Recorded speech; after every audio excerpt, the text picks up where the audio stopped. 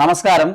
Non vocational ടീച്ചറിന്റെ notification ഉടനെ വരുമോ എന്ന് ചോദിച്ചുകൊണ്ട് അത് ഏതൊക്കെ സബ്ജക്റ്റിലാണ് വരുന്നതെന്ന് ചോദിച്ചുകൊണ്ട് ഒരുപാട് ഒരു മെസ്സേജ് അയക്കുന്നുണ്ട്. അതിനെക്കുറിച്ചുള്ള ഒരു വ്യക്തതയാണ് ഇന്ന് ഈ ഒരൊറ്റ സ്ക്രീനിൽ നിങ്ങൾക്ക് കാണാൻ സാധിക്കുന്നത്. പ്രധാനപ്പെട്ട സബ്ജക്റ്റുകൾ, ഇനി വരാൻ പോകുന്ന പ്രധാനപ്പെട്ട നോൺ വൊക്കേഷണൽ ടീച്ചറിന്റെ സബ്ജക്റ്റുകളായിരിക്കണം. HSSTക്ക് അതേ ഈക്വലന്റ് ആയിട്ടുള്ള ക്വാളിഫിക്കേഷൻ ഒക്കെ തന്നെയാണ്. സെറ്റും PGയും ഒക്കെയാണ് അതിന്റെ ക്വാളിഫിക്കേഷൻ വരുന്നത്. MEd ഉള്ളവർക്കും ഇപ്പോൾ നിലവിൽ ചെയ്യാം, അതിന് പ്രശ്നമൊന്നുമില്ല. മുമ്പോട്ട് MEd ഉള്ളവർക്ക് ബുദ്ധിമുട്ടൊന്നും വരാൻ സാധ്യതയില്ല. കാരണം സുപ്രീം കോടതി വിധി സെറ്റുമായിട്ട് ബന്ധപ്പെട്ട് വരുന്നതല്ല എന്നുള്ളതുകൂടി നിങ്ങളവിടെ മനസ്സിലാക്കണം.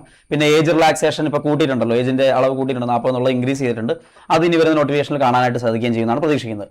അപ്പോൾ ഇവിടെ ഓരോ സബ്ജക്റ്റ് ആയിട്ട് നോക്കി കഴിഞ്ഞാൽ നിങ്ങൾക്ക് പോസ്റ്റ് ഓരോ സബ്ജക്റ്റിന്റെ പേരുകളാണ് ആദ്യത്തെ കോളത്തിൽ. രണ്ടാമത്തെ കോളത്തിൽ കാറ്റഗറി നമ്പർ നോക്കുക. അതിൽ ആ ബാർ ഇട്ട് വരുന്ന 22 എന്ന് പറയുന്നത് 2022 സൂചിപ്പിക്കുന്നത്. 23 എന്ന് പറയുന്നത് 2023 നോട്ടിഫിക്കേഷൻ വന്നതെന്നാണ് സൂചിപ്പിക്കുക. ഇപ്പുറത്ത് ഡേറ്റ് ഓഫ് ആ എസ്റ്റാബ്ലിഷ്മെന്റ്, അതായത് ആ ലിസ്റ്റ് പ്രസിദ്ധീകരിച്ച ഫൈനൽ ഇന്റർവ്യൂ എല്ലാം കഴിഞ്ഞ് ഫൈനൽ ലിസ്റ്റ് പ്രസിദ്ധീകരിച്ച ഡേ ആണ് ആ കൊടുത്തിരിക്കുന്നത്. 2024 2025 ആയിട്ട് കൊടുത്തിരിക്കുന്നത്. അപ്പൊ ഇതിൽ ഇനി എപ്പോഴാണ് നോട്ടിഫിക്കേഷൻ അറിയാനായിട്ടുള്ള വഴി എന്താ?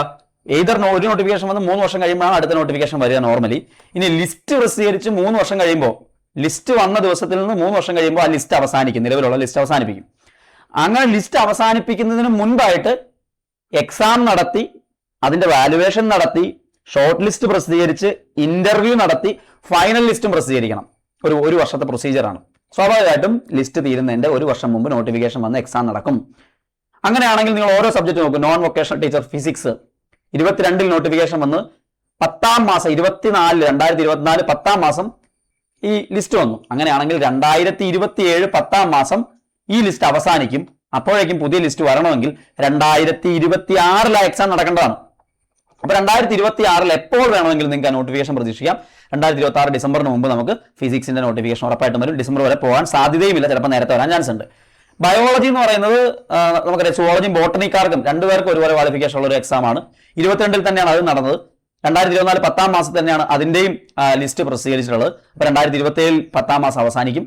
അപ്പൊ 2026 പകുതിക്ക് ശേഷം, അതായത് ജൂലൈ ആയിപ്പോ അതിനുശേഷം എപ്പോൾ വേണമെങ്കിലും നോട്ടിഫിക്കേഷൻ പ്രതീക്ഷിക്കാം.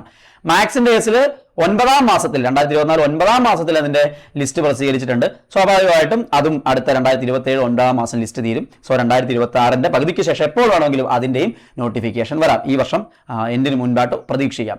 കൊമേഴ്സിന്റെ കേസിലും ഇത് വരും. കാരണം 12ാം മാസമാണ് 2024 12ാം മാസമാണ് ലിസ്റ്റ് വന്നത്. 27 12ാം മാസം ലിസ്റ്റ് അവസാനിക്കുമ്പോൾ 2026 12ാം മാസത്തിനുള്ളിൽ, അതായത് 2026 ഡിസംബറിനുള്ളിൽ നോൺ വൊക്കേഷണൽ ടീച്ചർ കൊമേഴ്സിന്റെയും നോട്ടിഫിക്കേഷൻ വരാനുള്ള സാധ്യതയുണ്ട്. അതിൽ ഹിസ്റ്ററി നിങ്ങൾ നോക്കി 25 ലിസ്റ്റ് വന്നിരിക്കുന്നത്. 23 നോട്ടിഫിക്കേഷൻ വന്ന് 25 ലിസ്റ്റ് വന്നിരിക്കുന്നത്. അപ്പൊ 25 ലിസ്റ്റ് വന്നിരിക്കുന്നത് കൊണ്ട് തന്നെ 2027 ആ എക്സാം വേണമെങ്കിൽ നീണ്ടുപോകാനുള്ള സാധ്യതയുണ്ട്. ചിലപ്പോൾ 2026 ഡിസംബറിൽ തന്നെ വരാം നോട്ടിഫിക്കേഷൻ. പക്ഷേ 27 ആ എക്സാം നടക്കാൻ ചാൻസ് ഉള്ളത് എന്ന് നമ്മൾ മനസ്സിലാക്കുക. 28 ആ ലിസ്റ്റ് തീരുന്നത്. അതുകൊണ്ട് ബാക്കി നോക്കിയാൽ ജോഗ്രഫിയുടെ കേസിൽ 2024 എൻഡിൽ ലിസ്റ്റ് തീരും. സോ 2024 എൻഡിലാണ് ലിസ്റ്റ് വന്നത്. 2027 ലിസ്റ്റ് അവസാനിക്കും. മറ്റേത് നോക്കൂ, ഹിസ്റ്ററി 2028 അവസാനിക്കുള്ളൂ. ജോഗ്രഫിയും എക്കണോമിക്സും 2027 അവസാനിക്കുന്ന ലിസ്റ്റുകളാണ്. അതുകൊണ്ട് തന്നെ 2026 അതിന്റെ നോട്ടിഫിക്കേഷൻ നമുക്ക് പ്രതീക്ഷിക്കാം. ഇതിൽ geography, economics, commerce, maths, biology, physics ഒക്കെ ഉടൻ തന്നെ പ്രതീക്ഷിക്കാം. ഹിസ്റ്ററി മാത്രം നമുക്ക് 2027 ഒരുപക്ഷെ എക്സാം കണ്ടക്ട് ചെയ്യുന്നത്. ഇതാണ് ഞാൻ കളക്ട് ചെയ്ത് കുറച്ച് സബ്ജക്റ്റുകൾ തന്നേ ഉള്ളൂ. നിങ്ങൾ വേറെ ഏതെങ്കിലും സബ്ജക്റ്റോ കാര്യങ്ങളൊക്കെ അറിയണമെങ്കിൽ താഴെ കമന്റ് ബോക്സിൽ രേഖപ്പെടുത്തുക. തീർച്ചയായിട്ടും നോൺ വൊക്കേഷണൽ ടീച്ചറിന്റെ നോട്ടിഫിക്കേഷൻസ് പല സബ്ജക്റ്റുകളിലും വരുന്ന മാസങ്ങളിലൊക്കെ ആയിട്ട് നമുക്ക് പ്രതീക്ഷിക്കാവുന്നതാണ്.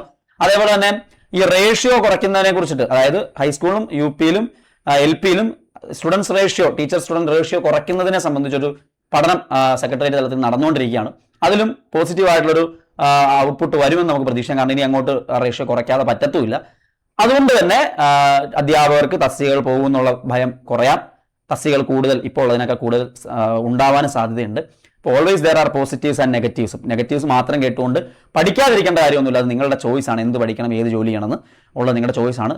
ഈ സെനാരിയോസ് ഒക്കെ അങ്ങനെ മാറി മറിഞ്ഞ് വന്നുകൊണ്ടിരിക്കും. പോസിറ്റീവ് നെഗറ്റീവ് മാറിക്കൊണ്ടേയിരിക്കും. അപ്പോൾ നിങ്ങൾ നന്നായിട്ട് പഠിക്കാൻ പറ്റുന്ന ആൾക്കാർ പഠിച്ച് റാങ്ക് ലിസ്റ്റിന്റെ ടോപ്പിൽ വരാനുള്ള ശ്രമം നടത്തുക.